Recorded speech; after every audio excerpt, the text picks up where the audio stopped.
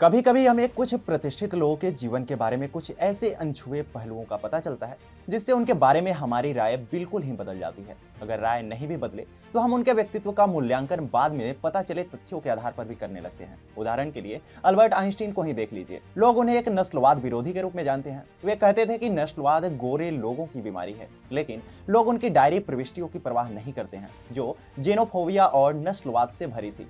बहुत कम लोग जानते हैं कि आइंस्टीन भारतीयों के प्रति नस्लवादी दुराग्रह से भरे हुए थे। हालांकि अपने जीवन में उन्होंने सार्वजनिक रूप से इसकी अभिव्यक्ति बहुत कम बार ही की, पर भारतीयों के प्रति उनकी सोच कितनी पूर्वाग्रह से ग्रसित थी यह उनकी डायरी के प्रविष्टियों से पता चलता है।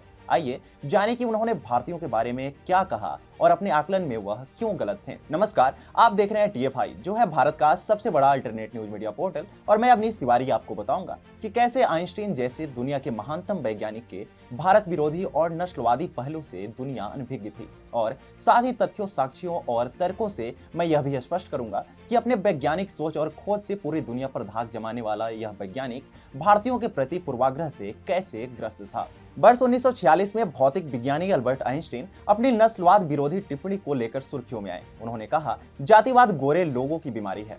लेकिन केवल 20 साल पहले वह भारत, श्रीलंका और चीन के बारे में अपनी डायरी में उसी बीमारी के लक्षणों से ग्रसित नजर आ रहे थे। आइंस्टीन के डायरी लेखन से पता चलता है कि वो किस तरह भारतीयों को नीचा दिखाते थे। भारतीयों के कम सक्षम होने के बारे में उनका एक अजीब सिद्धांत था।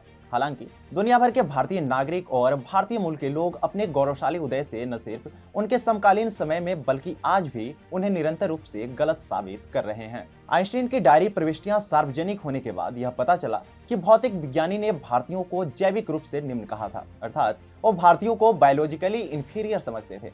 आइंस्टीन अपनी सुदूर पूर्व यात्रा के दौरान कोलंबो में भारतीयों से मिले और उन्हें आदिम युग जीवन जीने वाले जाति के रूप में वर्णित किया। इतना ही नहीं, आइंस्टीन ने अपने सिद्धांत को साबित करने के लिए एक बेतुका कारण भी बताया था। उन्होंने कहा था कि जलवायु भारतीयों को एक घंटे के 1/4 से अधिक पीछे या आगे सोचने से रोकता है।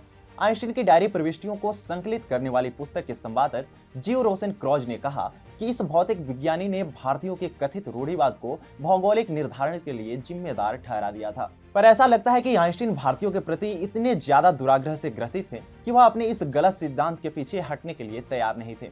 आइंस्टीन जैविक रूप से हीन भारतीयों के सिद्धांत पर अटल रहे और यह देख नहीं पाए कि उनके समकालीन समय में विश्व और भारत के विभिन्न क्षेत्रों में फैले भारतीय उसी समय से निरंतर उनके इस बेतुके सिद्धांत को गलत साबित कर रहे हैं। और अब ऐसा लगता है जैसे आइंस्टीन जब अपनी डायरी में प्रविष्टियां कर रहे थे तो उन्होंने बहुत सी बातों को नजरअंदाज कर दिया। उन्होंने इस तथ्य की अनदेखी की कि प्राचीन भारतीय चिकित्सक सुश्रुत ने हजारों साल पहले प्लास्टिक सर्जरी और मोतियाबिंद सर्जरी की कला में महारत हासिल की थी। उन्होंने इस तथ्य की भी अनदेखी की कि भारतीयों को पाइथागोरस थ्योरम के बारे में पश्चिमी दुनिया से बहुत पहले से पता था। आयुर्वेद और दंत चिकित्सा की तो भारत में और भी पुरानी परंपरा है। फिर भी हम भारतीयों को चिकित्सा और इंजीनियरिंग में अपनी ऐतिहासिक उपलब्धियों के साथ आइंस्टीन को गलत साबित नहीं करना चाहिए, वरना हम पर इतिहास का इस्तेमाल कर अपनी इज्जत बचाने का आरोप लगाया जाएगा। वास्तव में हमें अपने गौरव और उपलब्धियों को प्रदर्शित करने के लिए इतिहास में जाने की बिल्कुल भी आवश्यकता नहीं है। वर्तमान में भारतीय पूरी दुनिया में अपनी पहचान बना रहे हैं। Alphabet, Microsoft, Twitter, Adobe Inc, IBM, Micron Technology और पालो अल्टो नेटवर्क सहित कुछ शीर्ष IT फर्मों को वर्तमान में भारतीय मूल के CEO द्वारा संचालित किया जा रहा है और भारतीयों ने कई बड़े आविष्कार किए हैं। वायरलेस संचार के आविष्कार का श्रेय गुग्लिमो मार्कोनी को दिया जाता है, लेकिन जगदीश चंद्र बसु को वायरलेस कम्युनिकेशन का जनक माना जाता है। कलकत्ता में एक सार्वजनिक प्रदर्शन में बसु ने 75 फीट के पार एक विद्युत चुंबकीय तरंग भेजी थी जो दूर से घंटी बजाने के लिए दीवारों में घुस गई थी। उन्होंने एक रेडियो तरंग रिसीवर मरकरी कोहरेर का भी आविष्कार किया था, जिसे बाद में मार्कोनी ने संचार के लिए पहले 2 तरफा रेडियो बनाने के लिए उपयोग किया था। ध्यान देने वाली बात है कि हाल ही में भारत में जन्मे आविष्कारक अजय भट्ट ने इंटेल में एक टीम का नेतृत्व किया था जिसने यूनिवर्सल सीरियल बस तकनीक का निर्माण किया था और जो IT उद्योग में एक प्रमुख प्रगति थी। भारतीयों ने जो हासिल किया है वह निश्चित रूप से जैविक रूप से हीन दिमाग का काम नहीं है। भारतीयों की वर्तमान और अतीत की उपलब्धियां इस प्रकार आइंस्टीन को गलत साबित करती हैं।